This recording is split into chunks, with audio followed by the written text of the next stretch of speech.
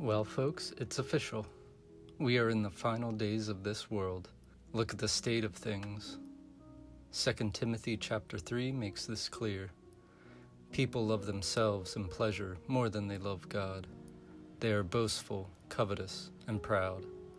Blasphemy and ungodliness abounds, and we see endless deception in many different forms, which was the first thing Jesus warns of in Matthew 24:4, regarding the signs of his coming.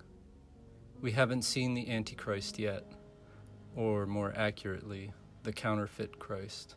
But we will know the end is truly upon us once they start proclaiming, "Here is Christ, the promised Messiah that will save the world." Do not be fooled by this ultimate deception. There are many other deceptions we must examine as Christians. Deceptions regarding the church and the doctrines we follow. Today I will focus on just one, the nature of the Sabbath. The word means to rest and comes from the Hebrew Shabbat. When Yahweh created earth, he rested on the seventh day, blessed it, and set it apart from the other 6 days of the week. Now our Creator did not need to rest, as he is spirit in nature, and only physical beings require rest. He did this for 2 reasons.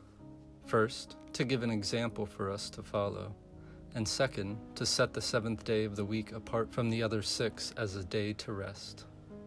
When we keep the Sabbath, we not only have physical rest from all toil and labor, but also spiritual rest, since we are to focus on our Heavenly Father this day. We set aside the earthly and embrace the heavenly. To reinforce the importance of the Sabbath, our loving Father set it in beautiful sapphire in the form of the 10 Commandments.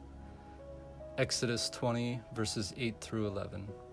And it is not only the longest one, but also the only commandment that begins with "remember." Yahweh knew the Sabbath would be forgotten by most of the Christian world at some point, which is what we see now. This is also one of the reasons that being a Sabbath keeper is a sign between him and us. Exodus 31:13.